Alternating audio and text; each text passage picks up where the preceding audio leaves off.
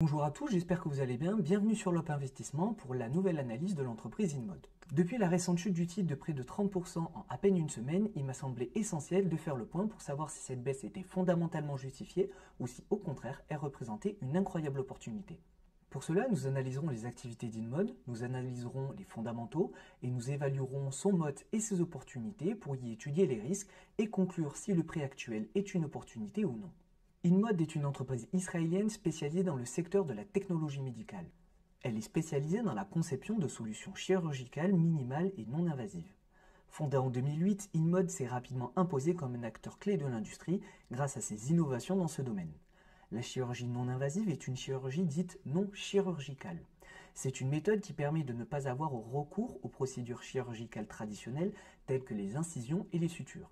Elle repose sur des technologies et des techniques avancées telles que la lumière pulsée, les lasers, les ultrasons et la radiofréquence.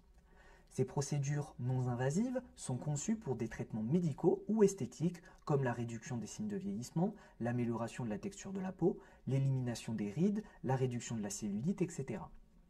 Leur principal avantage est qu'elles évitent les inconvénients et les risques associés aux interventions chirurgicales classiques comme le temps de récupération, les cicatrices et autres effets secondaires. Les technologies d'InMode sont actuellement très axées sur la chirurgie esthétique. Si le contenu vous plaît, n'hésitez pas à commenter, liker et à partager la vidéo. La synthèse de cette analyse est déjà disponible sur ma page Instagram, n'hésitez pas à y faire un tour et à vous y abonner. Reprenons avec l'histoire de l'entreprise. Depuis sa création en 2008, InMode a marqué significativement l'industrie de la chirurgie esthétique. En 2011, l'entreprise a fait ses premiers pas dans le domaine de la chirurgie esthétique minimale invasive avec leur premier produit BodyTite. En 2014, InMode introduit Optimas offrant des solutions plus avancées et efficaces pour le remodelage corporel. En 2017, ses activités se développent au-delà des États-Unis, notamment en Espagne, en Angleterre et en Inde. En 2018, l'entreprise a continué sur sa lancée en lançant Embrace RF et Morpheus 8 qui permet d'améliorer les interventions dermatologiques. En 2019, InMode lance Evolve et Evoke, des produits qui ont révolutionné la chirurgie non invasive en utilisant une technologie hands-free, offrant ainsi aux patients et pour les chirurgiens des solutions plus pratiques et efficaces. En 2020, elle développe de nouveaux produits de solutions non invasives, Contoura et Triton, basés sur la radiofréquence et la technologie laser. Cette rapide chronologie nous montre à quel point InMode a su constamment innover et évoluer pour offrir des solutions médicales et esthétiques toujours plus élaborées au cours du temps. Cette évolution et innovation constante d'InMode, depuis sa création, ont été rendues possibles en grande partie grâce à la présence d'acteurs de qualité au sein de son comité de direction.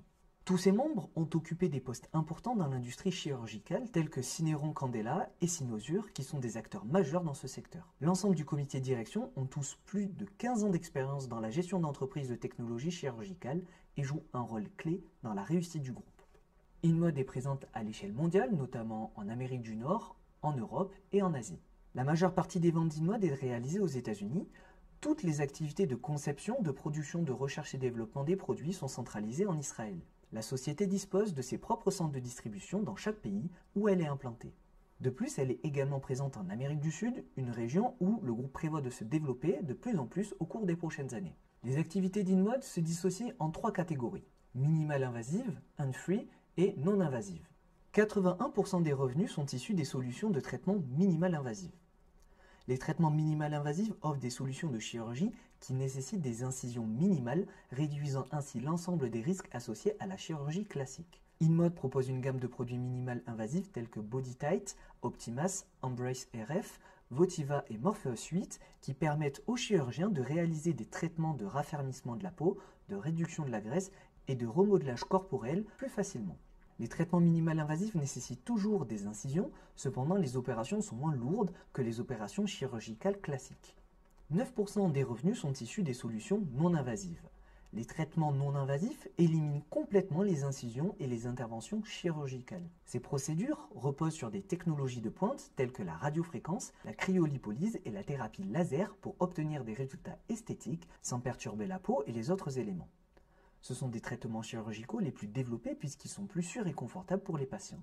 Dans cette catégorie, InMode propose des produits tels que Contoura et Triton qui sont conçus pour les traitements dermatologiques et la graisse corporelle.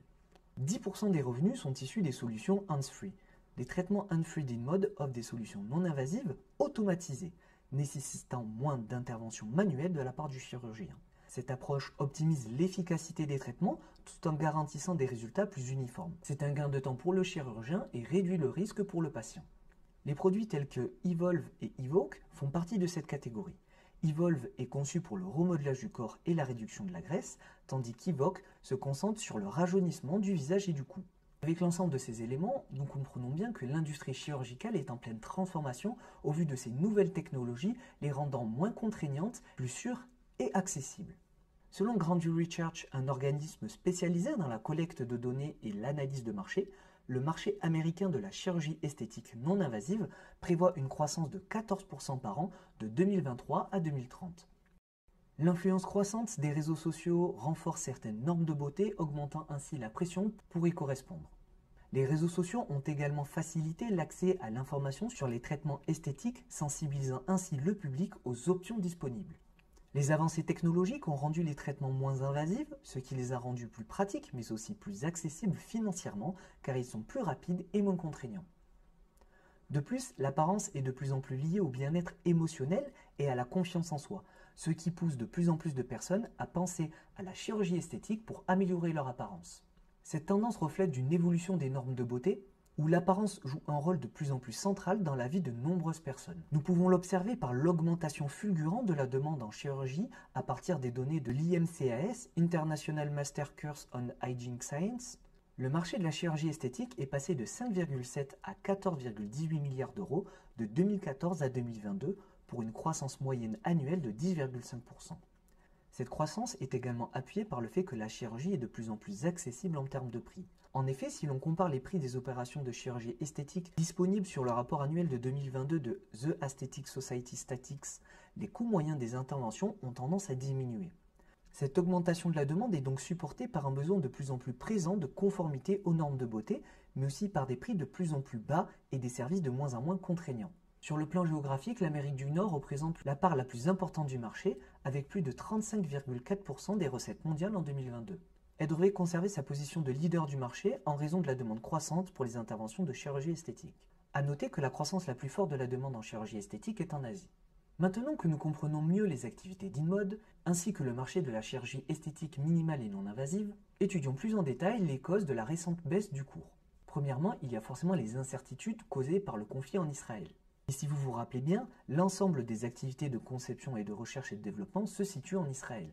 Il y a donc un risque que les infrastructures du groupe et de ses associés soient touchées accidentellement par le conflit. Cependant, le groupe a communiqué le 9 octobre 2023 que les activités n'étaient pas touchées et qu'il ne prévoit aucun ralentissement de la production, ce qui a relancé le titre à la hausse sur cette journée. Malgré cette annonce, pour rassurer les investisseurs, personnellement, je n'étais pas pleinement rassuré. C'est pourquoi j'ai contacté le service Relations Investisseurs pour les questionner sur les localisations plus précises de leurs sous-traitants et de leurs locaux afin d'évaluer le risque et les probabilités qu'ils soient touchés par ce conflit. Le point sur lequel ils insistent, c'est que InMode est avant tout une entreprise mondiale et qu'ils n'attendent en aucun cas une suspension de leurs activités. Les services financiers et médicaux sont basés aux États-Unis, avec des canaux de distribution répartis dans le monde entier, même si le siège social et la production sont situés en Israël.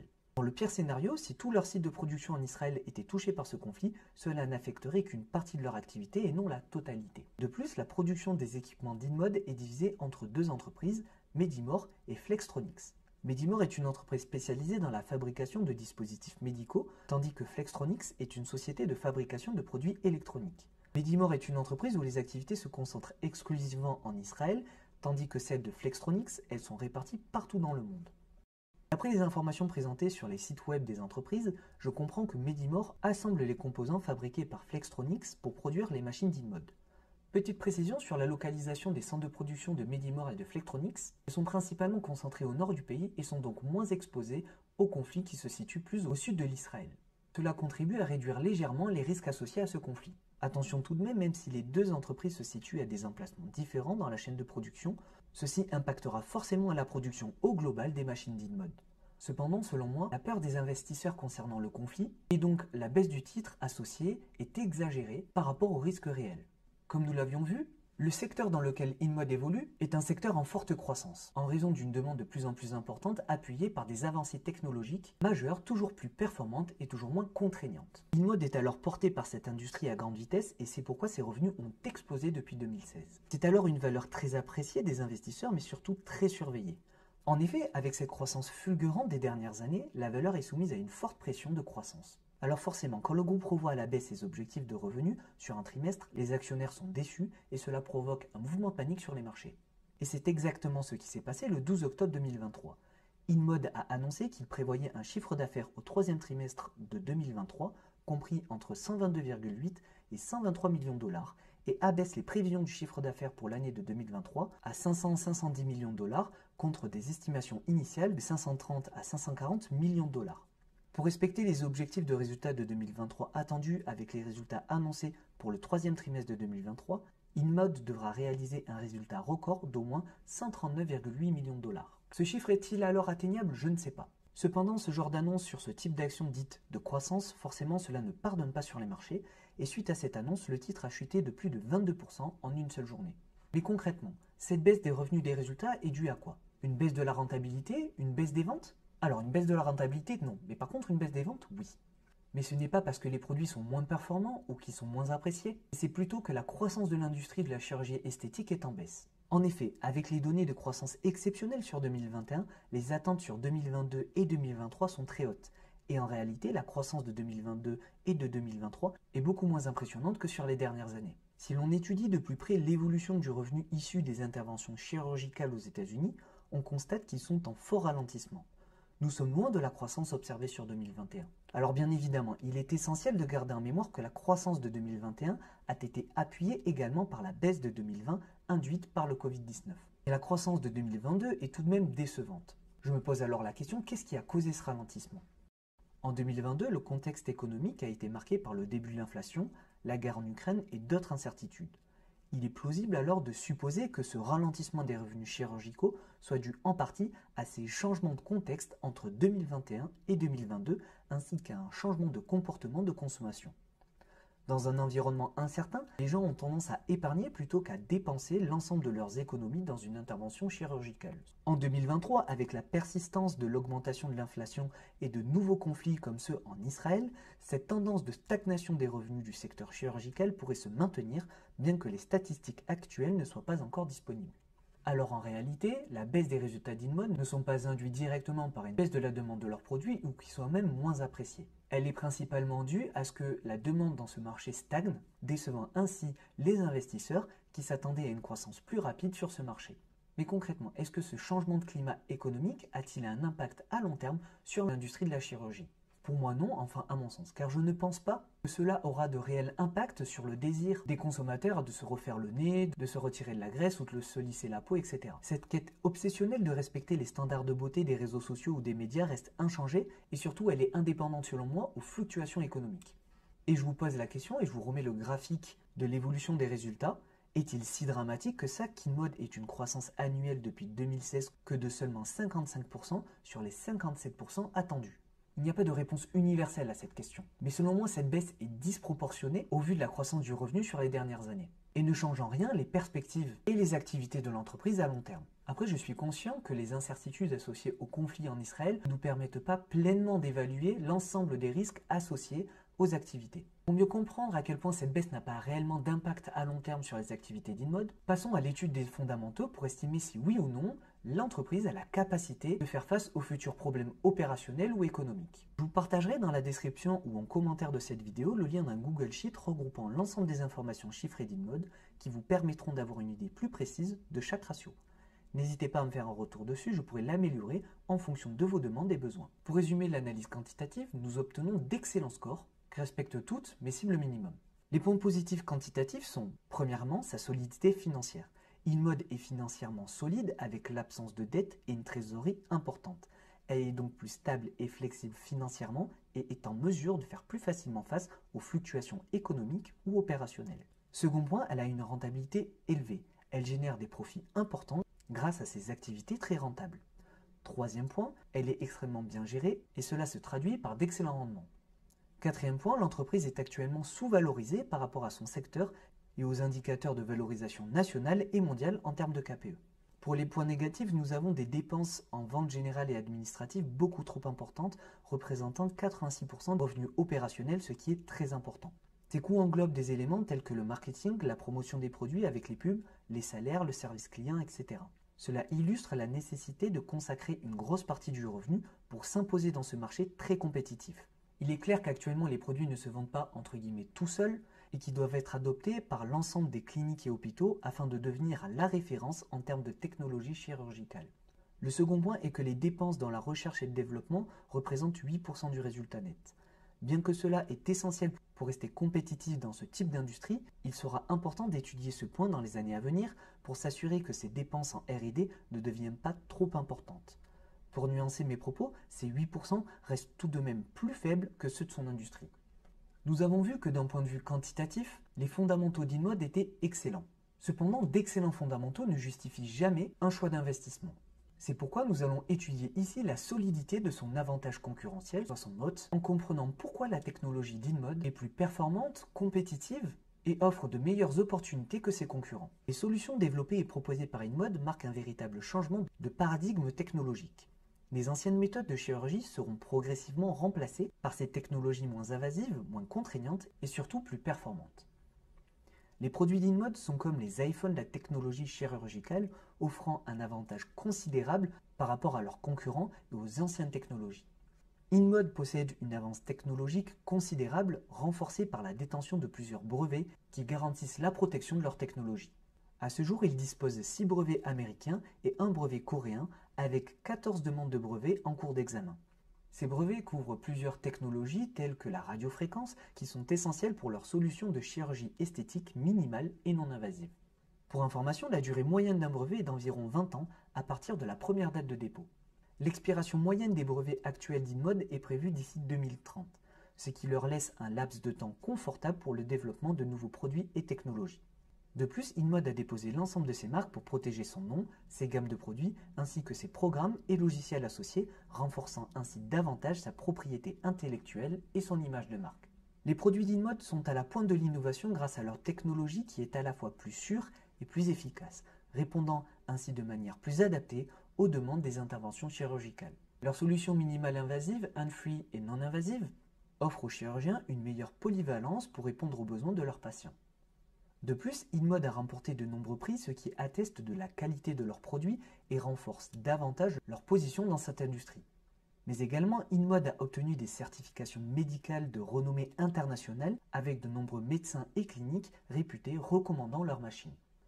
Un peu plus annexe en termes de recommandations, mais nous avons aussi des stars comme Eva Longoria par exemple, qui témoignent des avantages des traitements d'InMode et qui leur permettent de renforcer toujours plus leur image de marque. Ce sont l'ensemble de ces facteurs qui démontrent que leurs produits sont plus performants que ceux proposés par leurs concurrents sur le marché de l'industrie de la chirurgie. Et parmi les concurrents d'InMode, on peut citer des entreprises telles que Cynosure, Alma Laser et Citon. Leur part de marché varie en fonction des régions et des produits, mais InMode, comme nous l'avons vu en première partie de l'étude du mode, possède une technologie différente et plus efficace que la concurrence. Elles ne sont donc pas sur le même type de technologie, ce qui renforce d'autant plus son avantage concurrentiel. En plus de se distinguer de la concurrence grâce à sa technologie, InMode s'affirme comme une référence dans le domaine chirurgical avec plus de 200 000 chirurgiens formés sur leur technologie et machines. Elles s'ancrent donc d'autant plus dans les habitudes des professionnels de santé et ne souhaiteront pas se former sur des machines concurrentes, consolidant ainsi d'autant plus leur position dans cette industrie. Par son avantage concurrentiel, les opportunités d'InMode sont d'autant plus grandes puisqu'elle peut plus facilement se positionner sur de nouveaux services, minimales et non invasifs, comme la gynécologie ou l'ophtalmologie. Ces services sont plus à usage médicaux qu'esthétiques et élargiront la gamme de services proposés par InMode. Nous avons vu, par son expertise, ses validations et ses opportunités, InMode possède un véritable avantage concurrentiel. Cependant, il y a toujours évidemment des risques associés à son activité. Les principaux risques à prendre en compte à l'avenir pour s'assurer de la pérennité des activités d'InMode sont les suivants. Le premier est l'acceptation des produits sur le marché, car il est primordial pour la croissance des activités. Mais également, il faut qu'il y ait une demande suffisante des opérations chirurgicales pour permettre l'utilisation des produits d'InMode. Comme nous l'avons vu dans l'explication de la baisse du cours de l'action, ce risque est actuellement bien réel en raison de la baisse de la croissance de la demande en chirurgie, ce qui se traduit par une réduction de la demande des produits d'InMode. Second risque, InMode dépend fortement de ses relations avec les professionnels de la santé, tels que les médecins, qui jouent un rôle essentiel dans la validation de leurs produits. De plus, l'entreprise est également dépendante à ses distributeurs et partenaires commerciaux dans le monde entier pour commercialiser ses produits. Sans ces relations médicales et commerciales, InMode pourrait rencontrer d'importantes difficultés dans la vente de ses produits. Le troisième point est que InMode a pour obligation de continuer à développer et à commercialiser de nouveaux produits pour rester compétitif et pousse l'entreprise à constamment développer de nouvelles technologies et produits, ce qui peut entraîner des dépenses plus importantes en recherche et développement à l'avenir. Le quatrième et dernier point est que la fabrication des produits n'est pas effectuée directement par le groupe. Elle sous-traite quasi la totalité de la production à un ensemble de sous-traitants, notamment Medimore et Flextronics. Par conséquent, des problèmes de livraison des produits pourraient survenir en cas de perturbation dans la chaîne de fabrication. Diversifier davantage les sous-traitants, tant sur le plan géographique que sur le plan de production, sera essentiel pour limiter ce risque. Finissons la partie sur le mode, les opportunités et les risques, en passant à l'analyse qualitative. Nous avons une présence d'initiés au capital de 13,6%, ce qui est positif, mais pas suffisant pour valider ma cible minimum de 20%. 68,3% du capital est détenu par des institutions, essentiellement des gestionnaires de fonds américains. Information intéressante que j'ai pu noter lors de mes recherches sur Simply Wall Street. Dans le détail des détentions du capital, il est possible d'étudier la variation de la participation des principaux actionnaires entre deux exercices. On remarque que depuis le dernier exercice, certains fonds ont drastiquement augmenté leur participation au capital. Ce point sera à étudier plus précisément, mais cela signifie que malgré la baisse de l'action depuis le dernier exercice, les actionnaires restent confiants sur le titre. Pour les activités d'InMode, d'un point de vue qualitatif, nous avions vu que la marge nette était nettement supérieure à celle de ses concurrents. Nous avions vu aussi qu'elle avait la possibilité d'augmenter ses prix puisqu'elle s'impose comme un des leaders dans une technologie particulière et que certains professionnels de santé se forment spécifiquement sur leurs logiciels et leurs machines et qu'elle augmente ainsi progressivement chaque année ses parts de marché. Avec l'ensemble des éléments abordés au cours de cette analyse, nous pouvons affirmer que nous comprenons le business. Attention cependant, même si nous comprenons le business, les technologies développées restent complexes. Et nous ne sommes pas forcément en mesure de déterminer clairement pourquoi les technologies futures développées par l'entreprise auront le même succès que celles développées actuellement. Malgré une mauvaise répartition du capital et une technologie un petit peu complexe, InMode valide la note minimale que je me fixe pour l'analyse qualitative. Pour conclure sur cette analyse, je vais estimer la valeur intrinsèque de l'action à partir d'une projection du bénéfice par action. En prenant en compte l'ensemble des éléments abordés au cours de cette vidéo, j'ai pris comme hypothèse qu'aucun dividende ne seront reversés. Pour être conservateur, j'ai également considéré qu'aucune action ne serait rachetée par le groupe. Et je n'inclurai pas dans mon estimation la variation du taux de change. J'ai pris un bénéfice par action de base de 2 $, sachant que sur les 12 derniers exercices, le bénéfice par action était égal à 2,14 $. Je prendrai ici également un taux d'actualisation de 10%. Pour les PER, dans le scénario pessimiste, je considère que le PER dans 10 ans sera égal au PER actuel qui est sur des niveaux historiquement bas. Pour les scénarios neutres et optimistes, je considère que le PER s'appréciera jusqu'à atteindre le PER moyen du secteur dans le cas le plus optimiste. Pour la croissance, j'ai pris les chiffres visibles à l'écran. On observe que je suis resté très conservateur sur la croissance des activités car je considère que plus InMode se développera dans le secteur, plus il sera difficile de maintenir sa croissance au niveau observé ces dernières années. Pour rappel, sur les 10 dernières années, la croissance moyenne annualisée d'InMode était de 57%. Même avec mon scénario optimiste, on voit que je reste tout de même très conservateur concernant la croissance des résultats.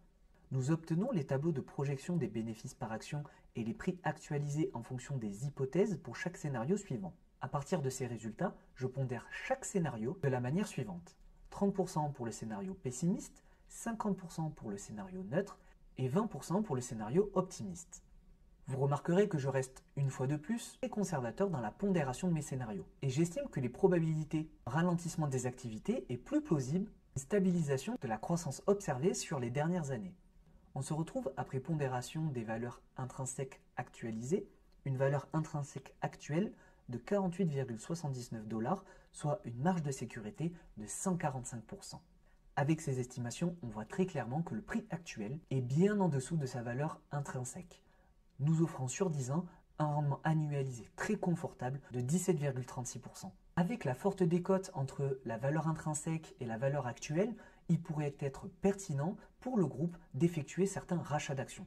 Ceci est uniquement hypothétique, le groupe n'a actuellement pas communiqué là-dessus sur un potentiel rachat d'actions, mais selon moi, au vu de mes analyses et de mes estimations, ceci pourrait être très pertinent au vu de l'énorme quantité de cash disponible. Nous avons vu qu'InMode possède un avantage concurrentiel indéniable grâce à sa technologie et son expertise dans le domaine chirurgical. Cependant, nous avons vu également qu'elle dépend fortement de plusieurs facteurs tels que ses intermédiaires commerciaux, les professionnels de la santé et ses sous-traitants. Un des points clés de la réussite d'InMode résidera dans sa capacité à maintenir sa position dominante dans cette industrie tout en réduisant progressivement sa dépendance à ces différents facteurs. Le marché de la chirurgie minimale ou non invasive est en croissance sur le long terme, car elle contribue à rendre les interventions chirurgicales plus sûres et moins contraignantes pour les patients et les chirurgiens.